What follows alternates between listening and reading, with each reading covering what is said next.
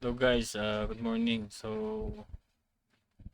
Mag tutorial muna tayo about sa basic ng Photoshop para sa mga gustong matuto. Let's start. Pagbukas ninyo ng Photoshop, ito yung agad yung makikita ninyo. Medyo ano siya, siyempre parang mukhang mahirap, no? Okay. Una na gagawin is explain ko sa inyo kung paano ang function nito. Ang first is mag-create tayo ng new. Dito, meron kayo dito makikita file name ng gagawin mo. May mga options ito kung anong size ang gusto mo. Pwede ring sizes dito sa gilid. O kaya dito meron ding size, resolution, RGB, black and white, CMYK. Yan. Usually, kung gusto mo ng short size bond paper, meron ditong US paper. Yan.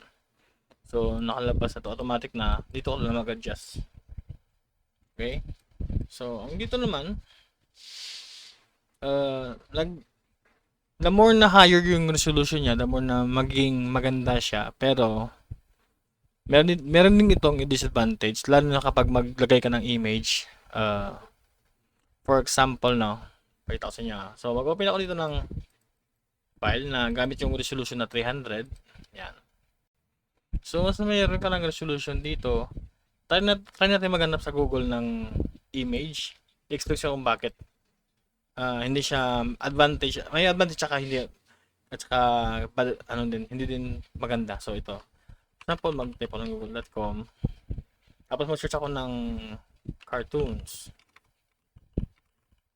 Cartoon, yan. Images. Dito, makita ninyo na hindi mo makita yung size, no? I mean, wala siyang size kung anong size na gusto na yung ng image. So, ito 'yon.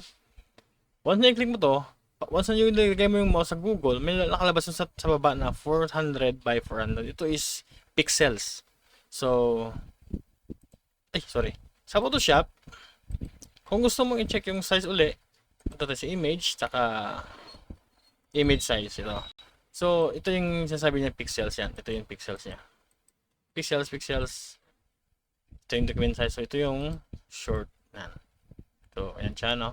Once na i-copy mo to, for example, na-copy natin, lagay natin sa Photoshop, ang mangyayari niyan, liliit siya kasi yung resolution ng ginawa natin Photoshop, kung basehan natin yung pixels, ito yun, 3,300. Ito yung image to is 400 by 400 lang. Kung gusto nyo siyang lumaki, bawasan natin to. Tayo natin gumawa ng bago. Short uli. Here's paper. Gawin natin siyang 150. Yan, okay. And then, paste natin siya ulit. Lalakihan siya. Yan. Kasi, image size natin is ganito na. Maliit na. Okay. Actually, minsan blurred na ito kapag i-print siya. Pero okay pa rin siya. Kung tingnan mo, i-zoom mo siya. Kung okay sa iyo to, pwede pa rin. Pero para sa akin, 400 by 400 is hindi maganda kung mag-print ka ba. Pero okay na din. Okay, ito yung purpose ng image size. Saka pixels. Okay. Kung mga tarpaulin, no? For example, 4x8 or 3x2. Ito yun. Mag-inches tayo. Tapos, sa 3x2, 3 feet by 2 feet, ang gagawin natin is 3 times 12. Ganyan. Kasi yung 1 foot is 12 inches. Yan, 36. Yan yung 3. Lagyan natin siya dito, 36 inches. Yan. Ang 2 is 2 times 12 equals 24. Lagyan natin dito, 24. Ito naman, dito naman tayo adjust, no? Minsan, kapag yung tarpaulin is masyado lang malaki, hindi niya tinatanggap yung masyadong malaking pixel resolution, no? For example, yan, tingnan mo. Malaki yung image size niya. Yan. Masyado na siyang bigat kapag i-save mo siya. Tayo natin siyang gawin 150. Yan. Yan lang. Try mong mag-create ng image na tarpaulin na mababa lang sa 200 megabytes. Yan. Okay? Yan yung technique yan. So, meron ditong background, color, transparent, kung gusto mo background, pero usually is white line gamit namin. So, yan. Okay mo lang. Once okay na, naka 3x2 feet ka na pang tarpaulin. So, itong ruler, right click mo to, pwede mo na palitan ng inches. Yan. 36. Yan. Tapos, dito sa baba is 24. Okay? Ito yung purpose ng new. So, mag-open ka, yun na. Understandable, open ka ng file ng Photoshop file, ganyan, open as. So, ito na naman, import. Mag-import ka ng, yan, mga notes, printer. Export, pwede mo siyang Illustrator. Dami yan, pero hindi naman ito talaga importante pa sa ngayon. So, ito lang yung dito tayo. So, new, tsaka open. Kaya, open listen. Yan. Kung meron ka na nagawa dati. Yan siya. Okay? Sa edit. Dito makita yung undo, step forward, step backward. Meron siyang shortcut keys, pwede matutunan. Paste mo yung kanina yung copy natin, yung yan, ng image. Tapos, nga, fill. Yung fill, yan, content. So, for example, i-fill niya yung ginawa mong ganito. For example, ito yung tawag na marquee. Marquee tool. Yan. Once nalagyan mo yan siya, tapos punta ka dito sa fill. Tapos ito yung foreground, siya kabag ito yun. Ito yun siya. Ito yung foreground, ito yung background, yung black tsaka white. So kapag pinili yung background, yung color niya white, yung ilagay niyo dito. So kasi yung dahil na white siya, so walang epekto ba. So yung natin is pwede na mag-choose ka ng pattern, black, history, color, kung gusto mo ibang kulay. Yan. Foreground tayo. Okay. Yan. So kung ano yung kulay dito, yun yung gagawin niya. For example, red. Gagawa ko lang bago. Red. Edit. Fill. Foreground kasi nasa harap yung red. So, foreground siya. Yan. Red siya. Yan. So, actually, pwede din ganito. Click mo yan. Ito yung paint. Ito yun. Ang paint bucket. Click mo yan. Tsaka fill mo lang yan. O kaya, bago. Click mo to. Palitan mo ng kulay. Yan. Click mo yan. Bucket. Yan. Okay. So, kung gusto nyo mawala to, yung parang gumagalaw ng marquee, select, deselect mo lang, or control D. Okay? So, balik na dito. Fill, ito naman yung stroke. Ang purpose ito, stroke is ito. For example, gumawa ka ng marquee na square. Tapos, click, select mo to, yung stroke. Tapos, ito yung kulay na gusto mo. For example, yan, yellow green.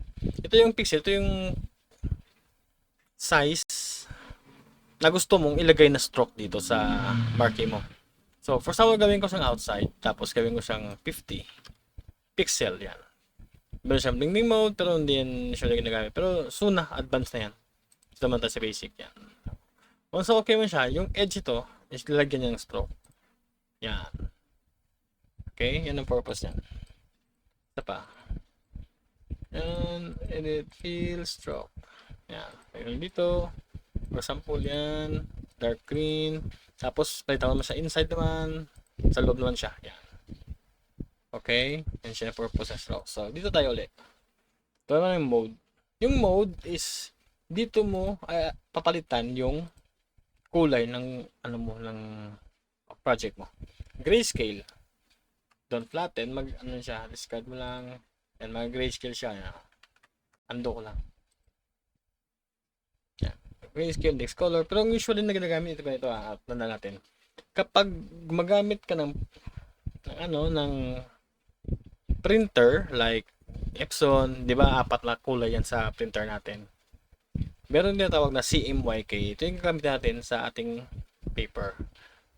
At saka sa mga tarpaulin pala. Tarpaulin ganoon din, CMYK din. Yung RGB kasi, meron, 'di ba, may printer na 3 lang yung ink. Ito yun yung RGB. Yung mga printer naman na 4 na ink, like tapos bumibili ka ng CMYK na ink. Ito yung bilhin mo. For example, go to yung bago.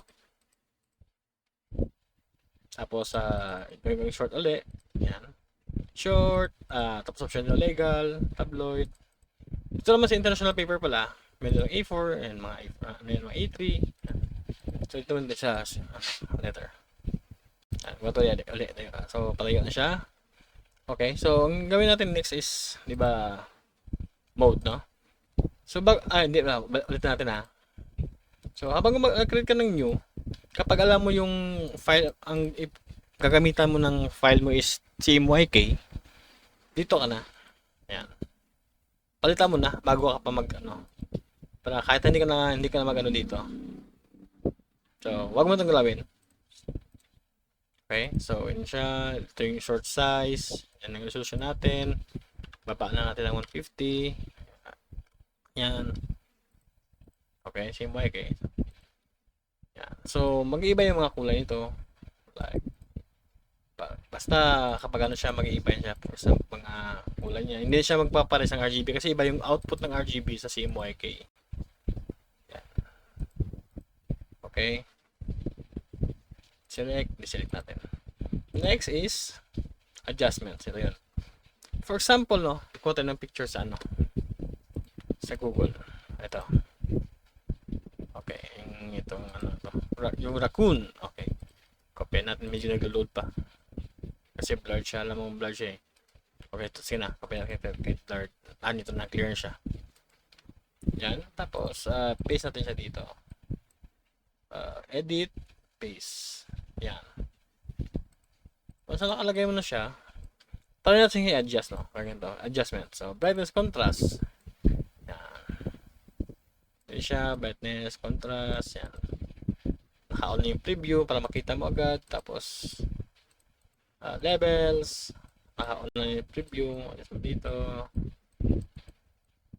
Yan, tapos parang tumas yung contrast niya, yan.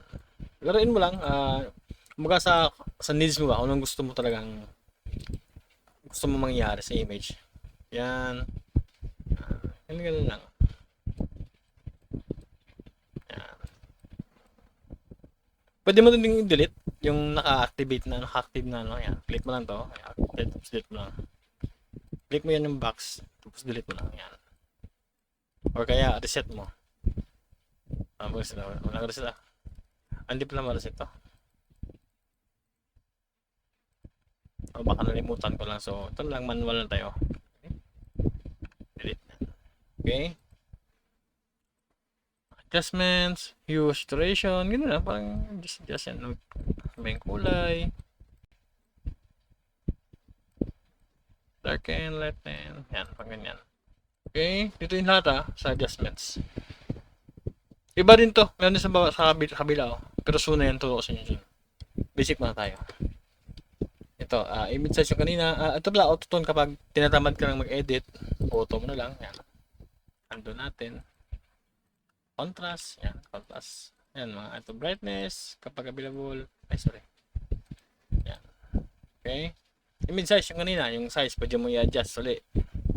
Lalakihan siya at delete siya. Depende siya. Dito kayo mag-adjust. Pero, may advantage at disadvantage. For example, yung image mo is fit lang siya para sa short band paper tapos i-resize mo siya, ilakihan mo siya.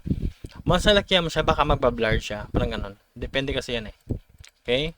Yun ang take to laki. So, next is canvas size. Ito yun. Ganun din yung sa image size, ganun din canvas size. Pero, ito naman, mag-increase lang siya. For example, yan, relative. Try natin ha. Mag-increase siya ng 1 inch. Yan, mag-increase siya ng 1 inch sa taas at saka bottom, saka left and right. Pwede din nga na taas lang yung gusto mo. Yan. Width lang yung width pala. Width lang. Yan. Okay?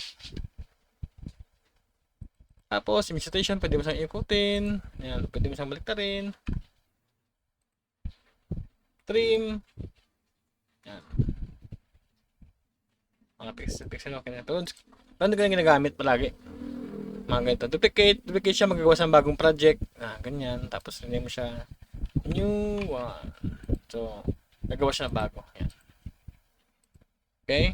Tapos, apply image. Wala na, iba ito. Ano to eh? Advanced na. Okay, new layer. Dito naman, hindi ko ginagamit usually yung ito minsan.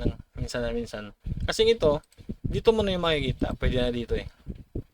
Create ka ng bagong layer. Ito yung, kapag i-drag mo pala yung mouse mo, lalabas yung text. Yan, create yung layer. Create group. Yan. Makita mo dyan.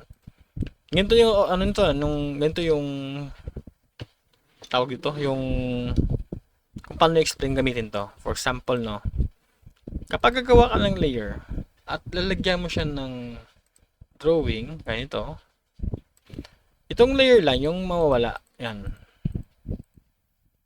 Or ilagay mo siya sa baba, magiging bottom part siya ng ginawa mong, yung ano ba, yung raccoon, yan. Nilagay mong raccoon. So, for example, want to tayo bagong layer, gawa ko lang palang kulay. So, hindi siya ano ba, magdikit ba, iba-iba talaga siya. Pero once na yung ginawa mo dito, tsaka dito mo pa rin nilagay, meaning naka-merge na siya. Yan.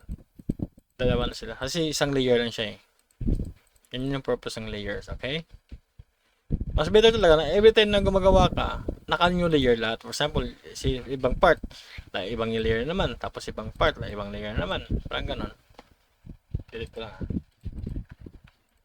Kasi para ma-avoid natin yung paghalo-halo ng image ba. Okay? Next is selection. Ito yun na select all, i-highlight yung lahat. I-select. Ganitong technique to. Pag select all mo siya, yan. Tapos, inverse, mag-iba yung dahil na siya, nangyari niyan, wala kasi siyang may piling pixel. Wala siyang may piling image, kaya hindi siya may invert. So, okay na yan. I-select na natin. Ito naman ang color range. Itong color range, ito yung parang for example, parang isang tool dito na one tool. Pero, piliin niya yung anong kulay. For example, yung black. Yan. Mag-highlight siya. Tapos highlight siya ganyan. Pipiliin niyo yung mas malapit na kulay. Parang ganyan. Sa black. Tapos i-highlight niya yan. Namila na white. Tapos once na okay ka na, i-select niya yan. Tapos pwede mo na siyang palitan. For example, nagdalaga siya. Image, adjustments, color balance, mag-iba yung kulay niya. Ay, dahil black, hindi makita. Sorry. Ito na lang. Mag-new layer na ako, tsaka lagyan ako sa limang kulay. Yan ang sample. Yan. Apply ko dito. Yan, nag-iba yung kulay niya. Kasi yan yung select natin. Pero hindi siya maganda. Yan, no?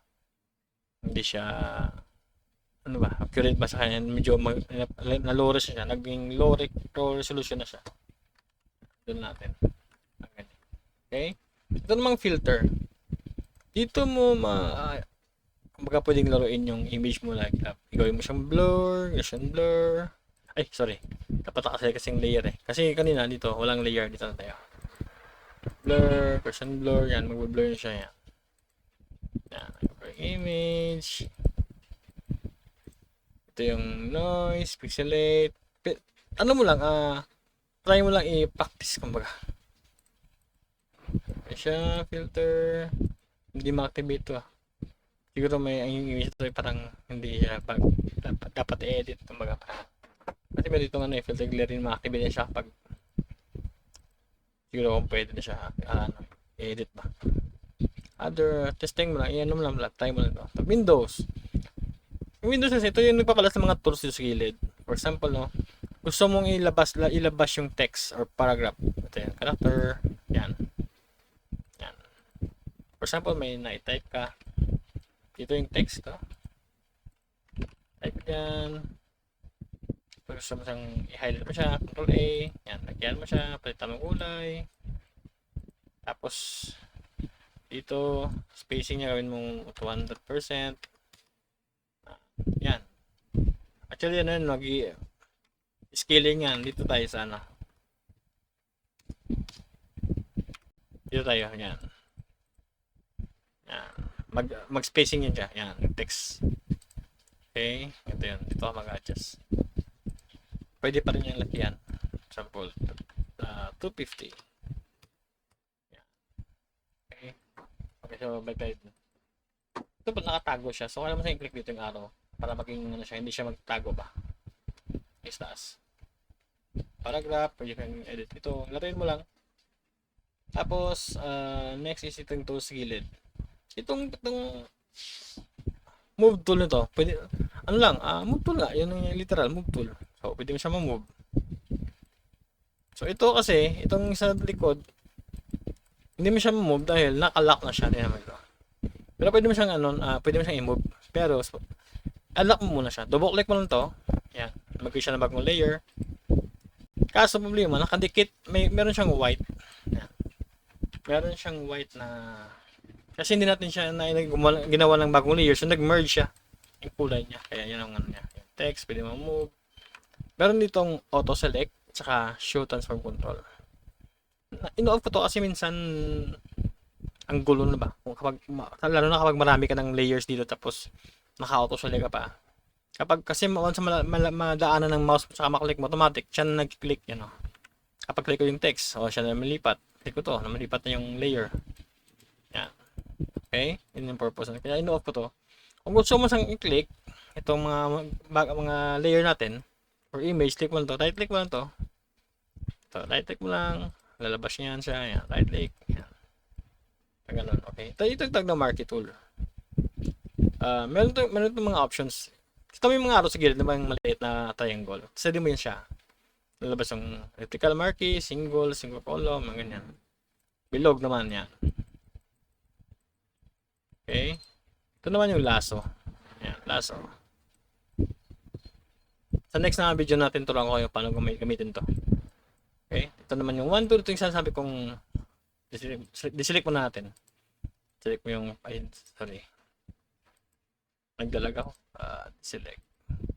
Select mo yung kulay, kung ano yung malapit na kulay, select niya. Yan. Yan. Okay. Actually, yung isi-select na lang kung ano yung layer naka-active. So, click ko sa baba. Click yung green ng click niya, yung blue click niya, saka yung white. Okay? Ganyan siya, yung one tool. Pero din siyang quick selection tool. Pero, pinaka-standard is one tool. Crop. Yun nga, yung crop nga, literal. Yan, crop pa siya. Anong image na crop mo gusto mong crop. Tapos enter mo lang. Ito naman yung pickle, yung kulay. Pipiliin niya. Yan o. Yan. Nag-iiba siya. Pwede siyang color sampler, ruler. Yan. Ito naman yung ginagamit sa mga, for example, may mga pimples ka. Kaya ito, alas natin yung black na to. Click mo lang yan. Tapos itong nakamarky, i-drag mo siya dito sa white, sa walang ano. Yan, parang ganyan, pero may error siya. Kasi maliit yung maliit yung image natin, kaya medyo naging black yan. Ito yun. Yan, nasip ko yan. Nasip ko yan. Yan. Ganyan, wala. Yan ang purpose yan. Marami din option dito mga spot healing brush tool, Pwede mo din ma-search sa Google. Ayan. So, right click ko muna. Ito yung spot healing. Dito. Sinusunod niya. Parang ganyan. Ito naman yung brush. Ito yung ginagamit ko kanina na mag-drawing pa. Punta tayo sa layer. Itong brush. Yan. Kung gusto mo sa liitan, right click mo lang to. Mayroon ko dito options. Yan. Click mo yan. Ito yung magpa-smooth. Ito yung hardness. Yan. Size. Yan naman. Yan. Okay. Ito yung clone. Ilang minutes tayo. Teka. Okay. I think dito naman tayo mag-stop. Ituloy natin ito sa yung part 2 nito. Maybe later or tomorrow. Okay. Kung mayroon kayong mga tanong, message lang sa akin at try kong tulungan kayo sa maliit na paraan. Okay, thank you sa panood. Salamat. Bye-bye.